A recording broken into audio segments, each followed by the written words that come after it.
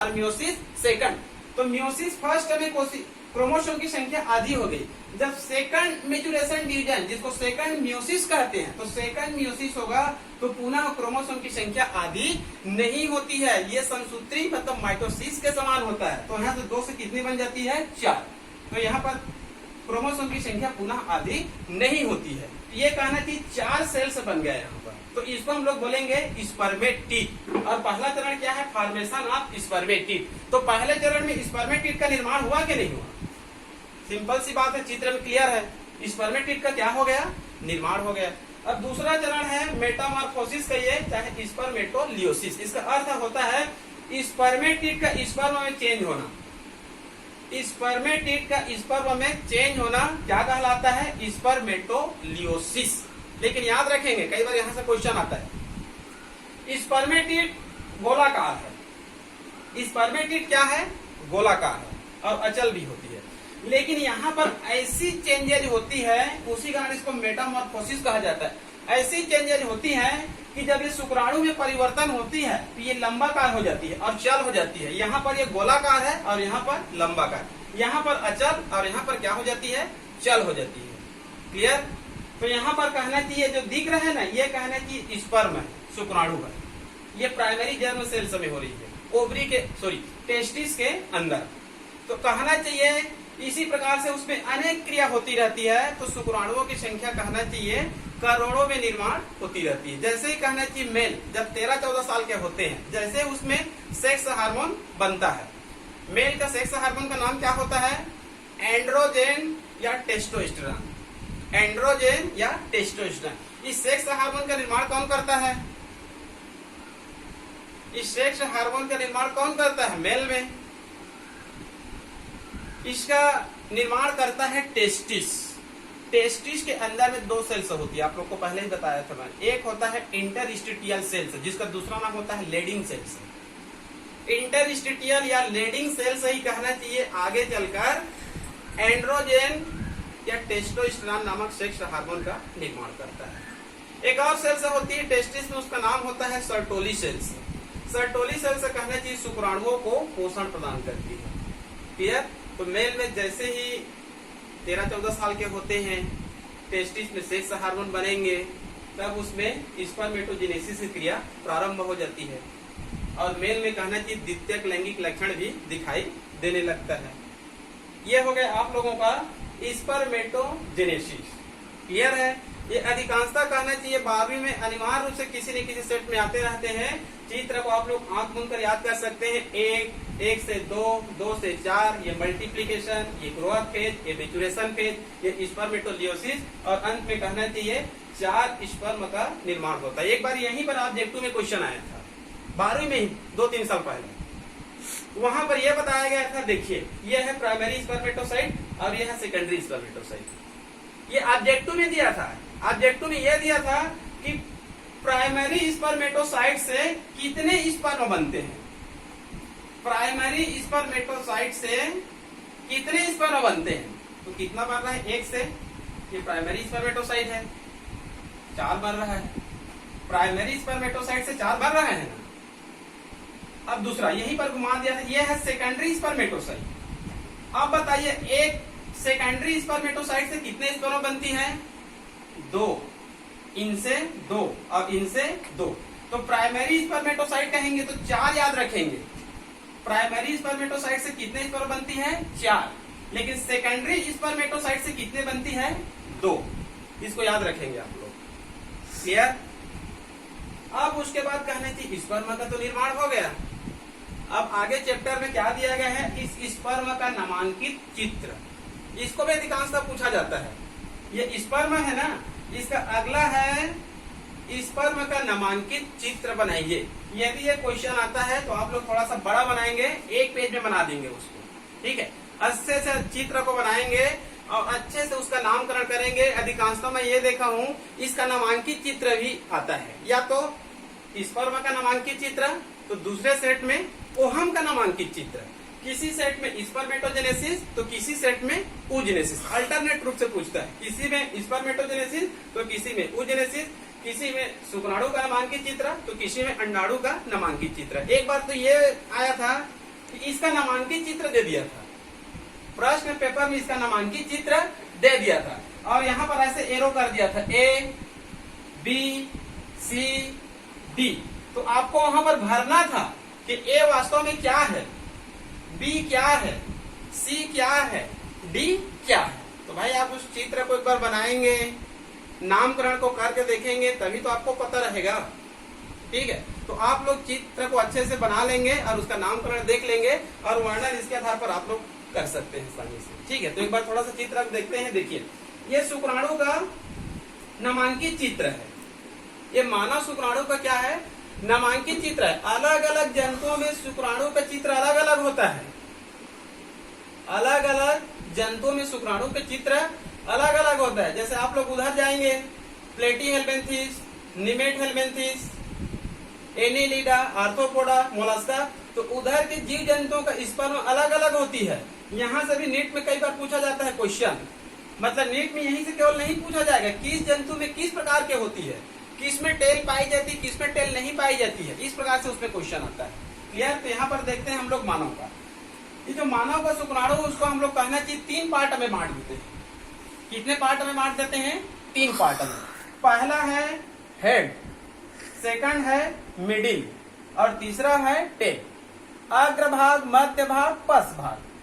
अग्रभाग, मध्य भाग, पश्च भाग सामान्य रूप से, या फिर हेड, मिडिल, टेल। ये जो अग्रभाग है इसमें मुख्य रूप से 2-3 आर्गन याद रखना। अग्रभाग के पहले भाग को बोलते हैं हम लोग एक्रोसोम। अग्रभाग मतलब हेड के अग्र भाग को क्या बोलते हैं हम लोग, एक्रोसोम। इसको तो याद ही करके रखना है और ये गोल्जी बॉडी से बना होता है। सबसे अग्र भाग को क्या बोलेंगे हम लोग, एक्रोसोम। और ये किस आर्गन से बनी होती है, गोल्जी बॉडी नामक आर्गन से। ठीक है, ये हो गया न्यूक्लियस। ये पूरी भाग क्या है, ये कोशिका है, ये हेप्लाइड सेल से है, ये कोशिका है। तो कोशिका के अंदर में क्या पाई जाती है, केंद्रक। कोशिका के अंदर में क्या पाई जाती है, केंद्रक। तो यहाँ पर इसको मैं लिख दिया हूं न्यूक्लियस। क्लियर। यहाँ पर एक कहना चाहिए सेंट्रियोल होती है, इसको बोलेंगे प्रोक्सिमल सेंट्रियोल। इसको क्या कहेंगे हम लोग, प्रोक्सिमल सेंट्रियोल। तो ये इसमें 3 भाग याद रख लेंगे आप लोग। पहला भाग एक्रोसोम जो गोल्जी बॉडी नामक आर्गन की बनी होती है, सेकंड है न्यूक्लियस और तीसरा होता है प्रोक्सिमल सेंट्रियोल। क्लियर। ये है मिडिल पार्ट, ये है मिडिल पार्ट। तो मिडिल पार्ट का कहना चाहिए पहला भाग होता है डिस्टल सेंट्रियोल। ये है प्रोक्सिमल सेंट्रियोल यहाँ पर, और ये है डिस्टल सेंट्रियोल, ये मिडिल पार्ट में है। उसके बाद इसमें 2 महत्वपूर्ण आर्गन होते हैं। इस सीधी वाले भाग को हम लोग बोलते हैं एक्सियल फिलामेंट। एक्सियल फिलामेंट, अक्षीय तंतु, ये ऐसी सीधी होती है इसमें, उसको बोलते हैं एक्सियल फिलामेंट, अक्षीय तंतु। इसमें इस प्रकार से माइटोकॉन्ड्रिया पाई जाती है, इसको बोलते हैं स्पाइरल माइटोकॉन्ड्रिया, ऐसी पाई जाती है। तो इसको हम लोग क्या बोलेंगे, स्पाइरल माइटोकॉन्ड्रिया। तो मिडिल पार्ट में कम से कम 2 याद रख लेंगे। एक होता है स्पाइरल माइटोकॉन्ड्रिया, महत्वपूर्ण है क्योंकि हम लोग जानते हैं शुक्राणु क्या होती है, चल होती है। शुक्राणु क्या होती है, चल होती है। तो इसको ऊर्जा कहां से मिलेगा, माइटोकॉन्ड्रिया से मिलेगा। कोशिका का पावर हाउस किसको कहा जाता है, माइटोकॉन्ड्रिया को, क्योंकि माइटोकॉन्ड्रिया में ही एटीपी ग्रुप में ऊर्जा का क्या होता है, निर्माण होता है। तो इसमें स्पाइरल माइटोकॉन्ड्रिया पाई जाती है। तो यहाँ से कहना चाहिए शुक्राणु को क्या मिलती है, ऊर्जा मिलती है। ठीक है, यहाँ पर कहना चाहिए इसमें सेंट्रियोल भी होती है। ये सेंट्रियोल कहना चाहिए, ये शुक्राणु जब अंडाणु में प्रवेश करती है तो अंडाणु में डिवीजन को यही सेंट्रियोल प्रारंभ करती है। हमको पहले से पता है कि सेल समेत डिवीजन किस आर्गन से प्रारंभ होती है, सेंट्रियोल से। तो ये अग्रभाग में प्रोक्सिमल सेंट्रियोल पाई जाती है। ये अंडाणु में प्रविष्ट करने के बाद अंडाणु में डिवीजन प्रारंभ कर देती है। जो डिप्लॉयड जायगोट होता है ना, उसमें लगातार विभाजन होगा, 1 से 2, 2 से 4, 4 से 8, 8 से 16, 16 से 32, फिर आगे चलकर भ्रूण बनेगा।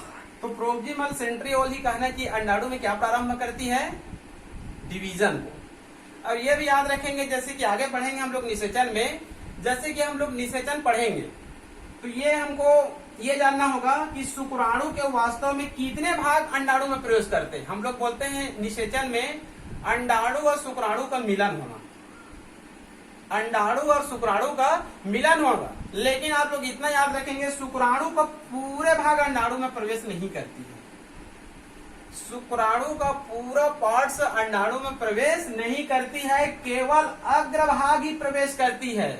ये सब जो मिडिल पार्ट होती है, टेल होती है, वो सब पीछे ही छूट जाती है। निषेचन में केवल अग्रभाग ही भाग लेती है, इसको याद रखेंगे आप लोग। तीसरा पार्ट होता है टेल, मतलब पूंछ। ये टेल कहना चाहिए लोकोमोशन के समय गति प्रदान करती है। ऊर्जा तो माइटोकॉन्ड्रिया से मिलेगा गति के समय, लेकिन गति के समय कहना चाहिए टेल भी इसमें सहायता प्रदान करती है। हमको पहले से पता होगा जिसमें टेल होती है वो गति प्रदान करता है, जैसे कि पक्षी में भी टेल होती है, मछली में भी टेल होती है, तो ये गति प्रदान करने में सहायता प्रदान करती है। तो इसको आप लोग अच्छे से देख लेंगे शुक्राणु का नामांकित चित्र को। क्लियर? ये हो गया गेमेटोजेनेसिस के अंतर्गत पहला पार्ट स्पर्मेटोजेनेसिस। ये मेल के कहना चाहिए टेस्टिस में होती है, और स्पर्मेटोजेनेसिस कहेंगे, और लास्ट में क्या बनती है? स्पर्म बनती है, और स्पर्म का नामांकित चित्र। क्लियर? अब दूसरा पार्ट है इसका oogenesis। इसका दूसरा पार्ट क्या है? oogenesis। अधिकांश किसी सेट में स्पर्मेटोजेनेसिस आएगा तो किसी में क्या आएगा? oogenesis आएगा। ठीक है, तो अगला देखते हैं हम लोग oogenesis को।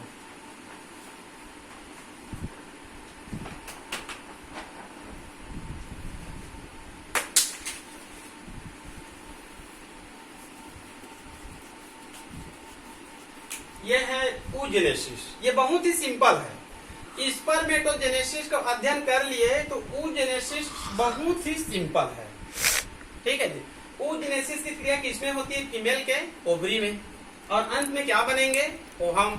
ये मेंस्ट्रुएशन साइकिल चक्र का ये भाग है। ये मेंस्ट्रुएशन साइकिल चक्र में क्या होता है? 14 दिन में 14 डेज में अंडाणु का निर्माण होता है। तो यहाँ पर अंत में किसका निर्माण हो रहा है? अंडाणु का। तो उसी क्रिया को यहाँ पर बताना है।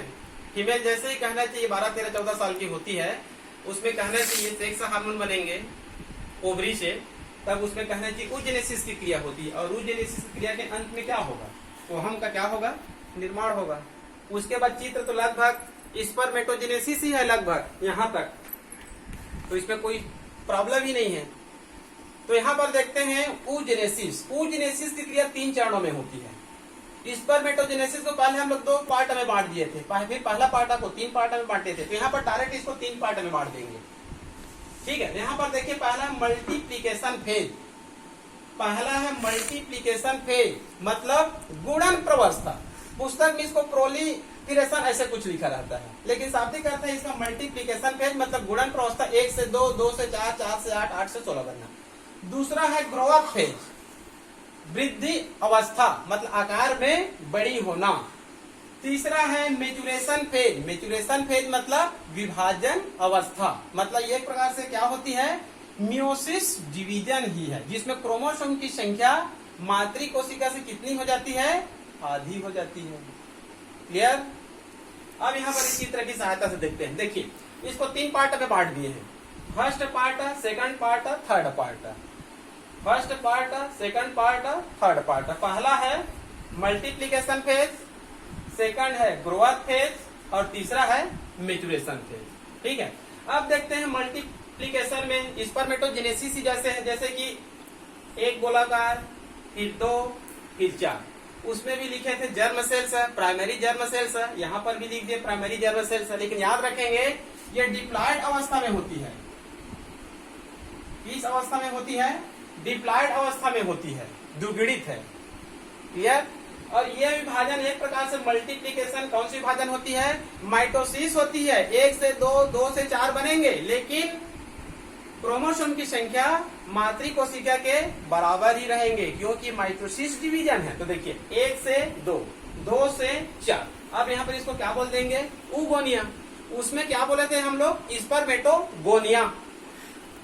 इसमें भी गोनिया शब्द आया और उसमें भी आया। उसमें बोल दिए स्पर्म से उसमें बना हुआ है स्पर्मेटोगोनिया, और इसमें क्या बोल दिए? ऊ से बना हुआ है ऊगोनिया।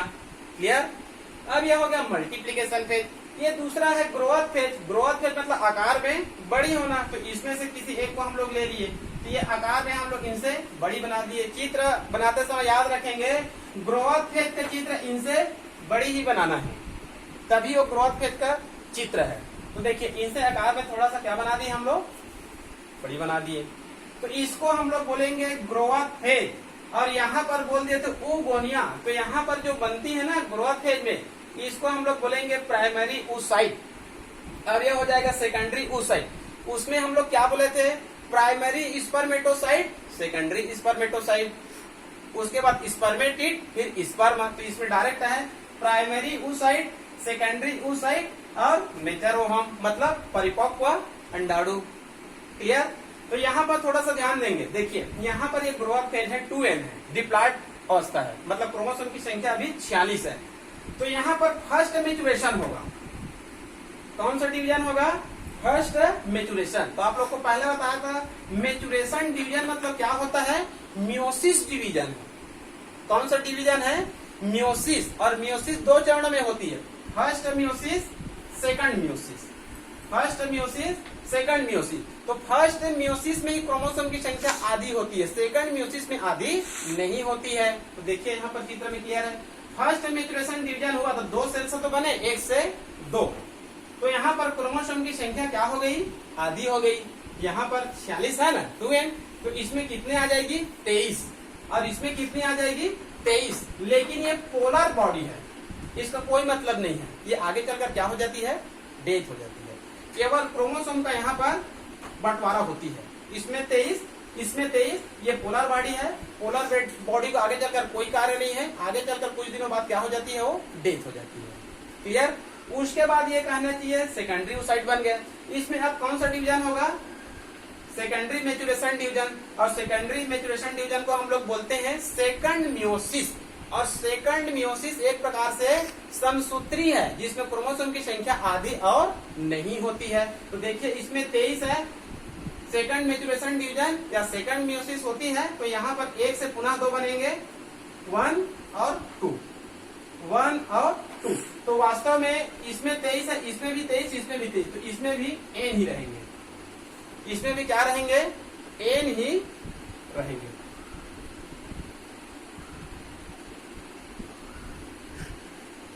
ठीक है, इसको मान लेते हैं 23 है, तो इसमें भी 23 है और इसमें भी कितनी है? 23 है। तो कुल मिलाकर इसको बोलेंगे हम लोग परिपक्व अंडाणु, जिसमें क्रोमोसोम की संख्या 23, मतलब haploid cells. Clear? oogenesis ovary में होती है और लास्ट में क्या बनेंगे? ओहम बनेंगे।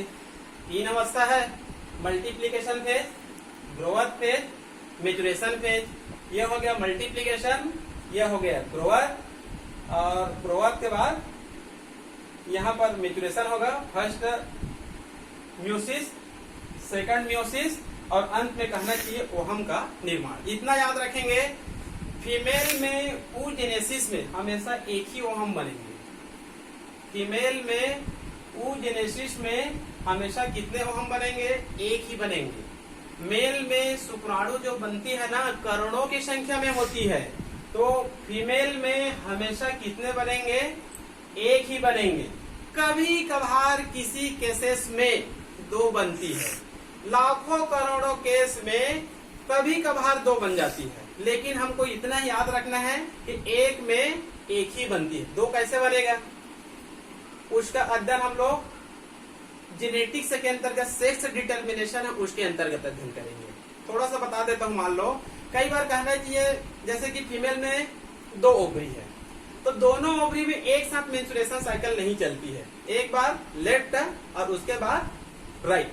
तो कभी कभार संयोगवश दोनों ओवरी में एक साथ मेंस्ट्रुएशन साइकिल प्रारंभ हो जाती है। कभी कभार दोनों ओवरी में एक साथ मेंस्ट्रुएशन साइकिल प्रारंभ हो जाती है। तो दोनों में एक साथ होती है तो कितने अंडाणु बनेंगे? 2 बनेंगे। कितने बनेंगे? 2 बनेंगे। अब मान लो कहना चाहिए 2 अंडाणु बन गया। कितने अंडाणु बन गया? 2। अब कहना चाहिए मान लो उस फीमेल का संपर्क मेल से होता है, तो दोनों अंडाणु का फर्टिलाइजेशन हो जाएगा। तो दोनों अंडाणु का फर्टिलाइजेशन होगा तो वहां पर कहना चाहिए 2 अलग अलग बच्चे पैदा होंगे, मतलब 2 बच्चे पैदा होंगे। ये कहना चाहिए एक प्रकार से जुड़वा वाला केसेस है, लेकिन उसका कई अलग अलग पार्ट्स है। मतलब इसके बारे में थोड़ा सा आधा 1 घंटे का लेक्चर लगेगा, तो इसके बारे में अभी हम लोग ज्यादा अध्ययन नहीं करेंगे। ठीक है जी, बात उसको मैं बताऊंगा। उसी केस में कहना चाहिए लगभग 30-40 मिनट के अलग चैप्टर बनेगा, तो उसका अभी हम ज्यादा डिटेल अध्ययन नहीं करेंगे। क्लियर? ऊजेनेसिस, तो गेमेटोजेनेसिस बहुत ही आईएमपी है, इसको आप लोग देख ही लेंगे। किसी सेट में स्पर्मेटोजेनेसिस, तो किसी में ऊजेनेसिस, तो किसी में शुक्राणु का नामांकित चित्र, तो किसी में अंडाणु का नामांकित चित्र। जस्ट मैं आप लोगों को अंडाणु का नामांकित चित्र बता रहा हूँ, शुक्राणु का नामांकित चित्र देख लिए हैं। यहाँ पर मैं बना दिया हूँ, देखिए अंडाणु का नामांकित चित्र।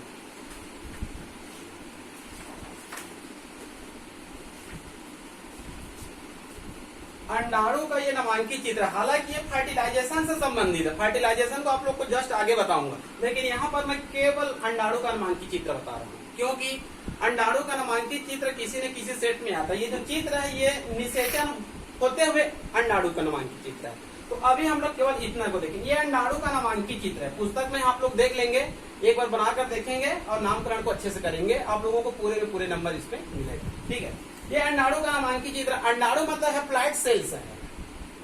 अंडाणु मतलब क्या है? हैप्लॉइड सेल्स है।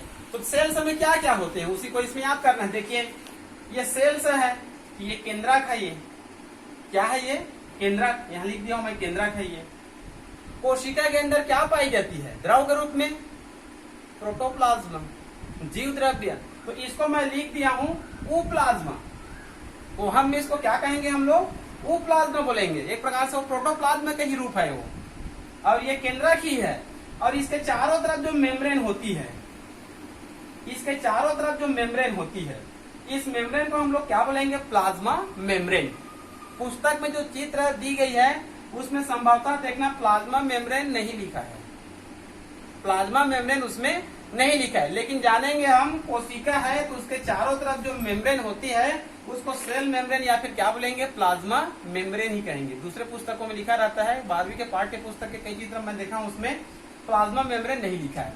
उसके बाद इस मेम्ब्रेन के चारों तरफ दो और लेयर होती है, इसके चारों तरफ दो और लेयर होती है। तो इसके जस्ट बाहर में लेयर होती है, उसको हम लोग बोलते हैं कोरोना रेडिएटा। इस सेल मेम्ब्रेन के जस्ट बाहर में एक और लेयर होती है, जस्ट चिपका हुआ होता है, इसी कारण ये दिखाई नहीं देता है। तो इसको बोलते हैं हम लोग कोरोना रेडिएटा। क्या बोलेंगे? Corona radiata. इस कोरोना रेडिएटा के चारों तरफ ये सेल्स पाई जाती है। सेल्स दिख रहे हैं इस प्रकार से, ये हरे कलर में, ये इस प्रकार से, ये एक प्रकार से सेल्स है, इसको बोलेंगे फॉलिकल सेल्स। क्या बोलेंगे इसको? Follicle sales. ये फॉलिकल सेल्स का वास्तव में कोई कार्य नहीं है, ये अंडाणु भ्रूण निर्माण में कोई भाग नहीं लेता है, जस्ट आगे चलकर क्या हो जाती है? ये डेथ हो जाती है। ये हो गया फॉलिकल सेल्स। ठीक है, तो इतना यहाँ पर जानेंगे। 3-4 लेयर होती है, प्लाज्मा मेम्ब्रेन, एक और होती है जोना पेल्यूसिडा। जोना पेल्यूसिडा, ये वास्तव में इसको मैं यहाँ पर नहीं लिख पाया हूँ, प्लाज्मा मेम्ब्रेन के जस्ट बाहर में होती है, उसको हम लोग बोलते हैं जोना पेल्यूसिडा।